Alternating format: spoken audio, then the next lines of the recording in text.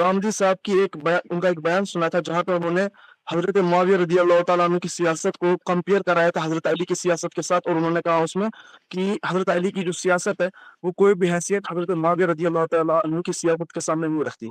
तो एक ऐसी सियासत जिसमें मुसलमानों को जो है वो नाहक कत्ल किया जाए और मुसलमानों का जो माल है वो नाहक गस्ब किया जाए, और ये चीज़ सहू मुस्लिम में इमाम मुस्लिम लिखे 4776 में। तो ऐसी सियासत को हज़रत अली रज़ी अल्लाह ताला अन्हु की सियासत के साथ कंपेयर करना ये तो एक नॉनसेंस की बात है ना। भाई नॉनसेंस बात है तो आप कबूल ना करें। जिसने कही है उसके नज़दीक नॉनसेंस नहीं होगी। तो लोगों को ये हक तो देना कि आपके नज़दीक अगर कोई चीज़ नॉनसेंस है तो दूसरे ने अगर कोई बात की है तो कुछ उसके नज़दीक उसके दलाल होंगे, स्पेस या मार्जिन तो दें कि क्यों कही है। मिसाल के तौर पे आपने दो दावे किए हैं और दोनों दावे इखलाकी नौइयत के हैं और दीन ये कहता है अलबय्यनत अलल मुद्दई, ज़रा इसके शवाहिद पेश करें कि उन्होंने सैयदना मुआविया रज़ी अल्लाह ताला उन्होंने नाहक मुसलमानों का कत्लेआम किया था और लोगों का माल गस्ब किया था। ज़रा बयान करें कहाँ किया था।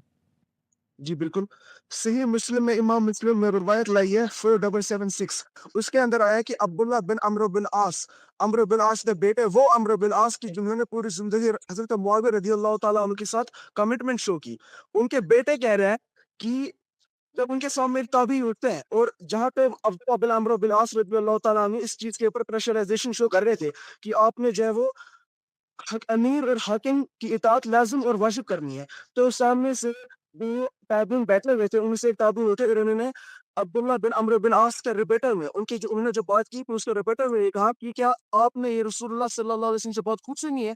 तो अब्दुल्लाह बिन अम्र बिन आस ने कहा कि मेरे दिल ने इस चीज़ को मैंने मेरे कानों में चीज़ को सुना और मेरे दिल ने इसको महफूज़ कर लिया। तो सामने से वो जो ताबिईन उन्होंने कहा कि आपके चचे का बेटा मुआविया इब्न अबी सुफियान हमें ये हुक्म देता है कि हम मुसलमानों को नाहक कत्ल करें और मुसलमानों का जो माल है वो नाहक गस्ब करे, जबकि अल्लाह ताला सूरह निसा आयत नंबर 21 के अंदर हमें ये हुक्म देता है कि मुसलमानों एक दूसरे को नाहक कत्ल ना करो और एक दूसरे का जो माल है वो नाहक गस्ब ना करो।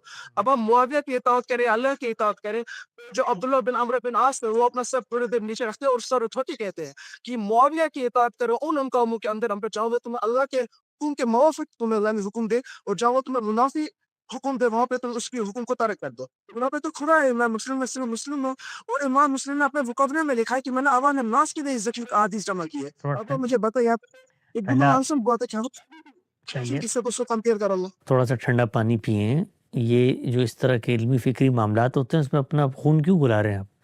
भाई जो मामलात थे वो पीछे को हो गए, इसको ज़रा तहम्मुल के साथ, पुरतबारी के साथ, ठंडे दिल दिमाग से डिस्कशन में अगर पेश करना तो करें।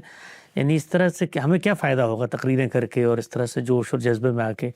हमसे क़यामत में ये सवालात नहीं होंगे। पहली जो मैं आपको सिर्फ एक बात बताना चाहता हूँ, इस पर भी आते हैं, इस रिवायत पे भी आते हैं, वो ये है कि ये जो मुशाजरात के मामलात हैं इनमें अहले सुन्नत का जो नुक्ता नज़र है वो ये है कि हमें इनमें एक राय कायम करने का हक़ है, लेकिन इस तरीके से जो हम एक तरफ दूसरी तरफ हो जाते हैं पेंडुलम की तरह, उससे हमारी आखिरत नहीं संवरेगी।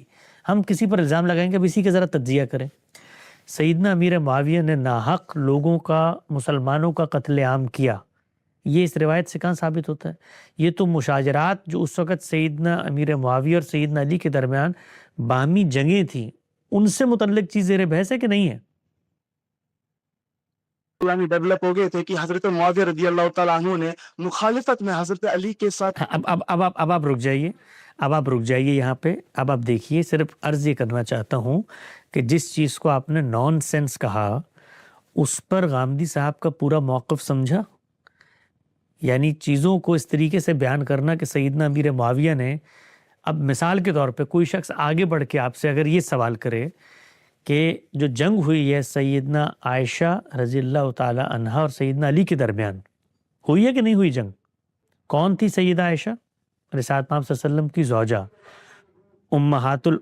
उम्महातुल मोमिनीन में से कोई शख्स आगे बढ़ के इसको इस तरह से पेश करे कि तुम बात करते हो सैयदना अली की, नाउज़ुबिल्लाह मिन ज़ालिक, उन्होंने तो उम्महातुल मोमिनीन को कत्ल करने की कोशिश की थी। तो आपके ख्याल में क्या ये पेशकश दुरुस्त होगी?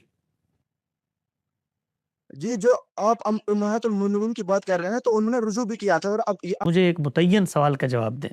اگر کوئی شخص یہ کہے اس طریقے سے کہ نعوذ باللہ من ذالک سیدنا علی رضی اللہ تعالیٰ عنہ نے امہات المومنین سیدہ عائشہ کو قتل کرنے کی نعوذ باللہ کوشش کی، تو آپ کے نزدیک یہ پیشکش درست ہوگی یا غلط ہوگی؟ یہ اگر جذباتی ڈاکٹر کے پوائنٹ آف ویو سے دیکھے تو وہ چیز غلط ہوگی، لیکن اگر علمی طور پہ دیکھے تو سورۃ حجرات میں تو آیا کہ جو باغی ہو جائے مسلمانوں کے خلاف تو اس کو قتل کر دو. اب آپ دیکھیے آپ نے کیا کیا فوراً سے، یعنی کیا کیا آپ نے فوراً سے؟ میری یار سنیں نا، ابھی کیا کیا آپ نے فوراً سے؟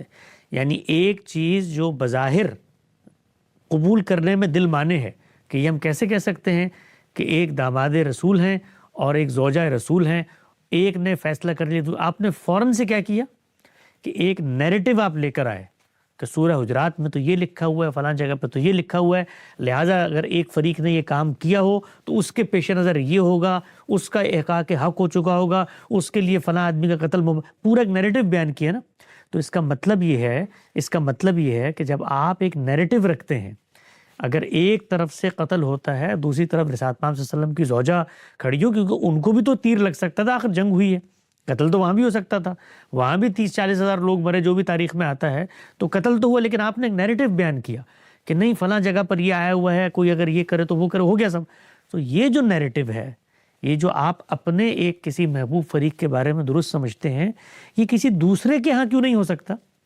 یعنی کوئی دوسرا فریق، مثال دیتا ہوں صرف سمجھانے کی، تفصیل جاننی ہے اس سیریز کو تھوڑا سا جام شیری پی کے ٹھنڈے ہو کر سنیں گے تو کچھ چیز دماغ کے اندر جائے گی، ورنہ کبھی نہیں جاتی.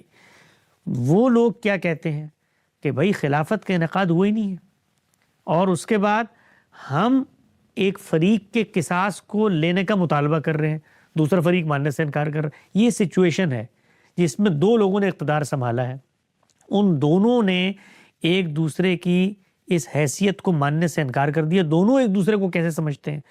اس میں جنگیں ہوئی ہیں، ان جنگوں میں جو جنگ کر رہے ہیں وہ یہ سمجھتے ہیں کہ ہم حق کی خاطر جنگ کر رہے ہیں، ہمارا اقتدار قائم ہو گیا، دوسرے باغی ہیں، وہ یہ سمجھتے ہیں یہ ہیں. آپ خود سیدنا امیر معاویہ کا پڑھیں، جب ان کو عمار بن یاسر والی یہ روایت بیان کی گئی ہے تو انہوں نے کہا بھائی یہ تو لوگوں نے لا کے ڈالا ہے ہمارے سامنے، ہم تو نہیں مارنے کو آمادہ. پھر جنگیں ہوئیں، ان کا آغاز کس نے کیا؟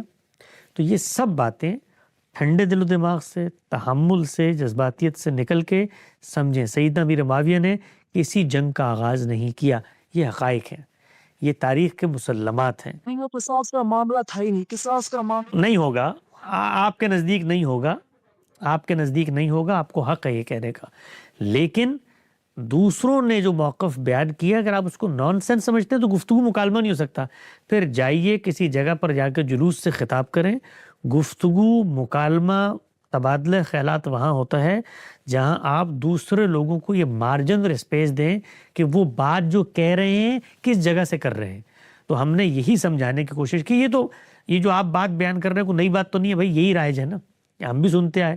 تو غامدی صاحب نے جس سیریز میں اس کا تجزیہ کیا ہے وہاں یہی بتانے کی کوشش کی ہے کہ دونوں فریقین کی جگہ پر کھڑے ہو کے معاملات کو دیکھو. ابھی آپ دیکھیے کہ جیسے ہی میں نے سیدہ عائشہ اور سیدنا علی کے نزاع کا بات کیا، آپ نے کیا کیا؟ ایک فریق کی طرف کھڑے ہو گئے اور کھڑے ہو کر بتایا نہیں آپ ان کی طرف سے دیکھیں تو سورہ حجرات میں یہ تھا، فلاں جگہ یہ تھا، اس لیے انہوں نے اقدام کیا. تو یہی دعوت ہم دیتے ہیں، جو دعوت یہی ہے کہ آپ دوسروں کی جانب کھڑے ہوں.